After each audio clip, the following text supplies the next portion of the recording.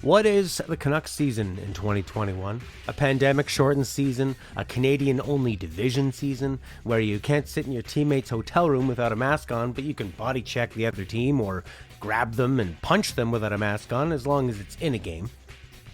Pettersson's been good this season, but not as great as we saw. And it can't be a fluke because we saw him do it consistently for 2 whole seasons. Is it just a growing pain? A difficult third year where he's trying to do too much, like Metallica playing with a symphony for that one song? Pettersson fought the puck quite a bit this game. Simple things have looked hard, while he makes some really hard things look very simple. It's been that kind of a year. Is JT Miller the fearless leading point machine? Or a mopey, not gonna back check, starting to see why he clashed with coaches before, but also a point machine for some reason? Will Horvat take off his clothes and go streaking again through the quad? I guess the best answer is the simplest one. Their most talented players are still young. Höglander's been the most exciting, and he's even younger than them. The defense could use an upgrade, especially on the part Benning upgraded already for $6 million, and I'm referring to Myers, not the other $6 million defender Benning added. And the bottom 6 has been basically non-existent, other than Mott. You don't win with 2 lines. Your top center can score 2 goals, one literally backwards and between his legs like a drunk guy playing croquet. But it's not enough without help. This has been negative so far, or sobering.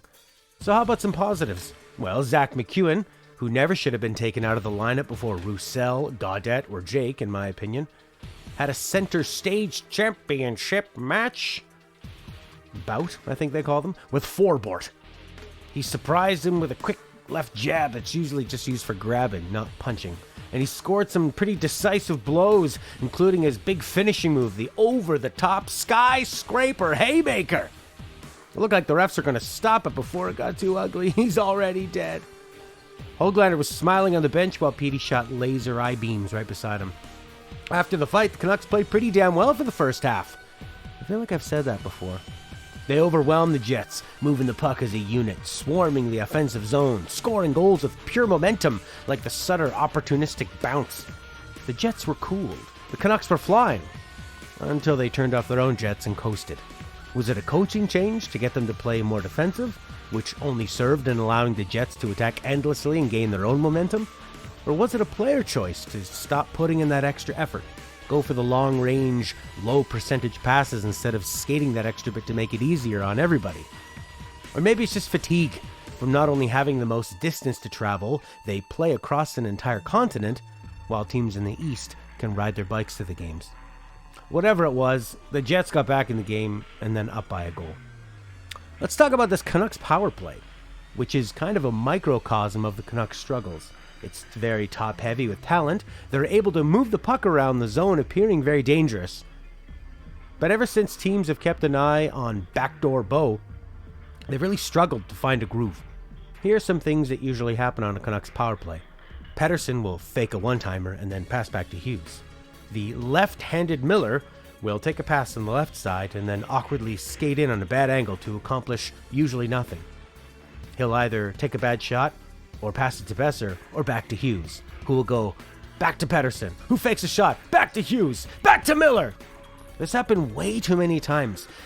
I think Miller is a fantastic playmaker and shooter, but he looks awkward as hell as a lefty in that position when he tries to do anything other than distribute. Brock is also behind the net, which worked for a few bang-bangs to backdoor Bo earlier in the year and that one walkout goal Besser had. But doesn't it seem strange that the Canucks' very best sniper is behind the net? How about some more positives?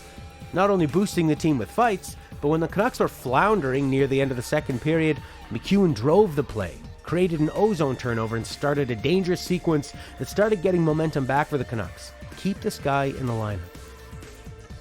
Höglander turned into the Tasmanian Devil at one point, streaking down the right boards into the Winnipeg zone like a wrecking ball. He went right through the 6'1", 206-pound Copp. C-O-P-P. Anyways, he was that Jet player that was left flat on his ass after Höglander pushed right through him. Down by 1 with 37.7 seconds left, goalie pulled on the power play. On the 249th one-timer pass to Pettersson, he shot and scored to dramatically tie the game. Unfortunately, 37.9 seconds later, they lost in overtime.